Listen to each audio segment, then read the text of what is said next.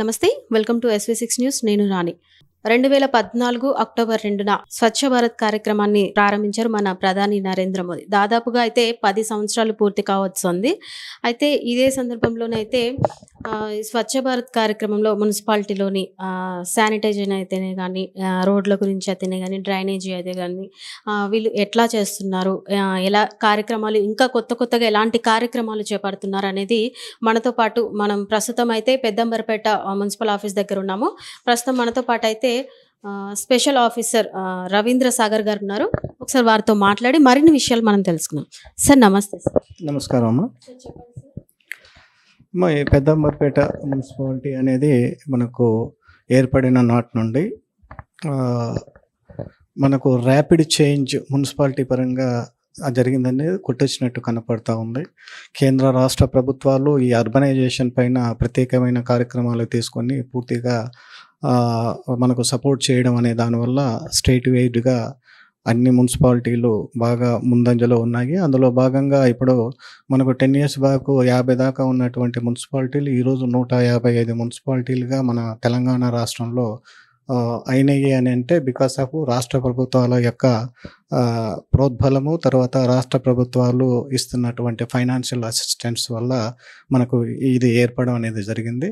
మనకు ఈ యొక్క స్వచ్ఛ భారత్ మిషన్లో భాగంగా రాష్ట్రంలో కూడా మున్సిపాలిటీలో క్వాలిటీ లైఫ్ పబ్లిక్ ఇవ్వాలనే ఉద్దేశంతో తీసుకుంటున్నటువంటి ప్రోగ్రాంలు ఏవైతే ఉన్నాయో, అంటే రోడ్డు ఫార్మేషన్స్ కానీ, డ్రైనేజ్ ఫార్మేషన్ కానీ, క్వాలిటీ వాటర్ ప్రొవైడ్ చేయడంలో కానీ, తర్వాత ఎలక్ట్రిసిటీ సప్లై చేయడంలో కానీ, ఒక సిస్టమేటిక్ కాలనీస్ డెవలప్ చేయడానికి TSP పాస్ బట్టి ఫార్మేషన్ చేయడం వల్ల కానీ మనకు ర్యాపిడ్ చేంజ్ అనేది ఈ అర్బనైజేషన్ అనేది జరిగింది.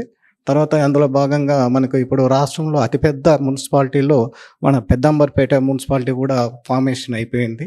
ఇప్పుడు దీనికి అనుగుణంగా మన చుట్టుపక్కల ఉన్నటువంటి విలేజెస్ను కూడా ఇందులో మర్జ్ చేసి వాటిని కూడా మనము డెవలప్ చేయడం అనేది జరుగుతున్నది. 5 విలేజ్లు ఇందులో మర్జ్ అయినాయి. ఇప్పుడు ఏరియా పరంగా మనకు దాదాపుగా 76 స్క్వేర్ కిలోమీటర్స్ ఏరియా మనకు ఈ పెద్దంబర్పేట మున్సిపాలిటీలో మర్జ్ చేయడం అనేది జరిగింది. కనుక ఈ యొక్క స్వచ్ఛ భారత్లో భాగంగానే ఇంత ర్యాపిడ్ డెవలప్మెంట్ ఆస్కారమైంది అనేది వాస్తవం. సో మన 2018లో పెద్దంబరపేట మున్సిపాలిటీగా మారడం జరిగింది. సో అప్పటి నుంచి ఇప్పటి వరకు కూడా ఎంత డెవలప్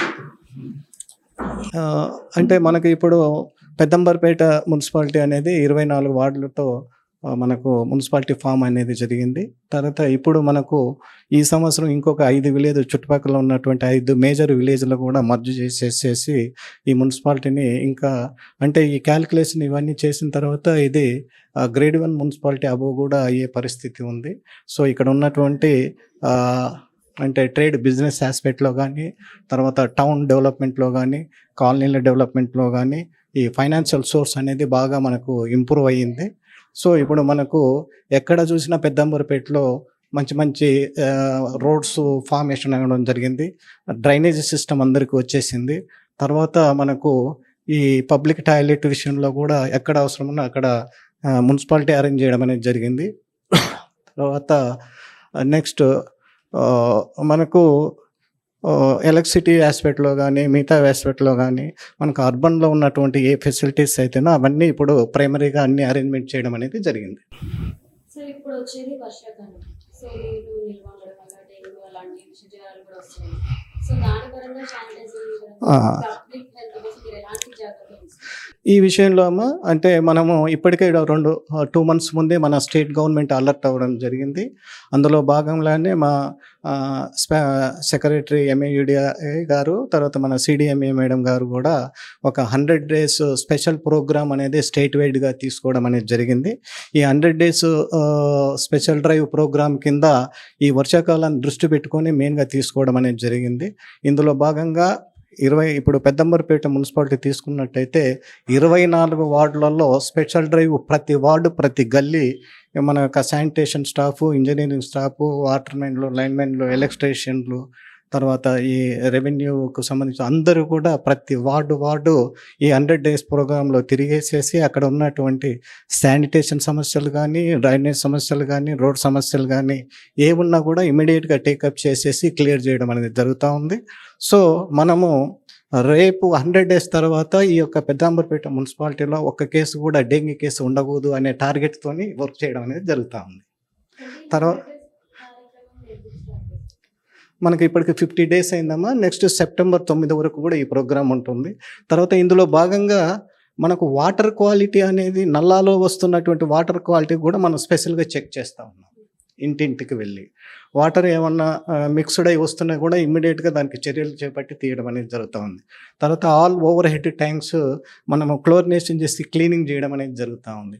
తర్వాత ఎక్కడైనా కూడా ఈ 1 year మధ్యలో ఏమన్నా వాటర్ లైన్ దెబ్బతినేసి ఏమన్నా వాటర్ మిక్స్ అవుతుంటే కూడా అవి ఐడెంటిఫై చేసి క్లియర్ చేయడం అనేది జరుగుతూ ఉంది.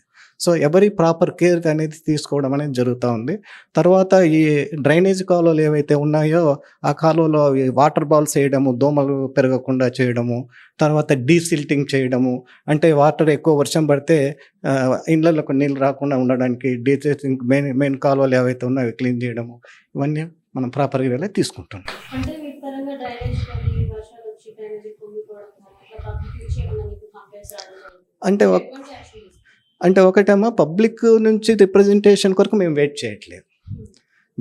మున్సిపాలిటీయే హెడ్ ఆఫీస్ ఇచ్చిన ఇన్స్ట్రక్షన్స్ ప్రకారం మేమే మా యొక్క ఏరియా మొత్తానికి వెళ్ళి తిరిగి చూస్తూ ఎక్కడెక్కడ అవసరం ఉంది, ఎక్కడ ప్రాబ్లం ఉంది, లాస్ట్ ఇయర్ మనకు ఎక్కడెక్కడ ఇష్యూస్ అయినవి అవి చూసి ఈ సంవత్సరం ముందే క్లియర్ చేసుకుంటున్నాం.